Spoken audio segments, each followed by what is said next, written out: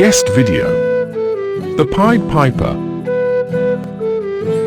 Myths are traditional stories that typically involve supernatural beings or events. They contain enough truth to make them believable, but their aim is to make unpalatable lessons more acceptable. Thus there is always a moral to any myth. Myths should never be taken literally. The objective is to teach by a gentler method other than orders. And the Pied Piper is just such a myth. And the video we have chosen that tells the tale is the poem by Robert Browning. Search for The Pied Piper of Hamelin by Robert Browning. About the video. The following description is an alternative telling of the tale by the Brothers Grimm. Deutsche Sagen herausgegeben von den Brüdern Grimm, 1816. Translated by C.U. Engel. In the year 1284, the town of Hamelin, situated on the River Weser in Germany, became awfully infested with rats and mice. All kinds of traps, poisons and other means employed to destroy the vermin proved of no avail, and the harassed citizens were at their wits' end what to do.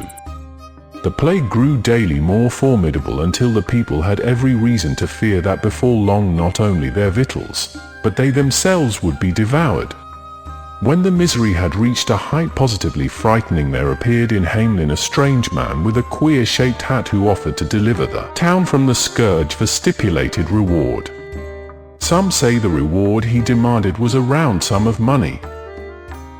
Others maintain that he wanted to marry the burgomaster's pretty daughter. Whatever it may have been, there is certainly no doubt that it was readily promised to him. As soon as the bargain had been struck, the strange man drew from his pocket a small pipe, began to play, and walked through the streets of the town. Presently, all the rats and mice came running out of their holes and followed him. Lustily playing, he marched with his odd army out of the town and into the River Weser, where every rat and mouse was drowned. Then the inhabitants of Hamelin rejoiced greatly, as after a victory over a powerful enemy. But when the stranger came to claim the promised reward, they withheld it from him and treated him with derision. However, a few days afterwards, how sorely were they punished for their ingratitude!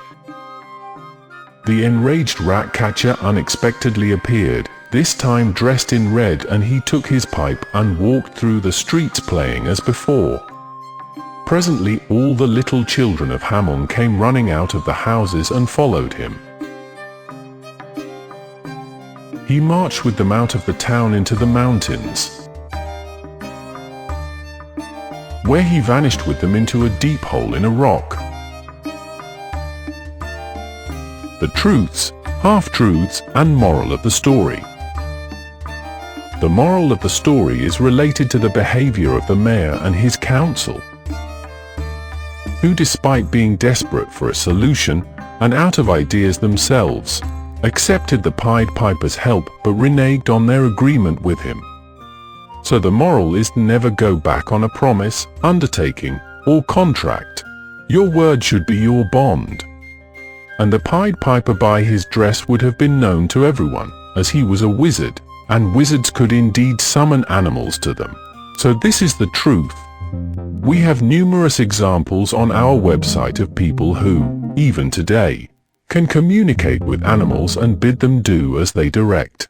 For example, Max Freedom Long, The Secret Science Behind Miracles, 1948.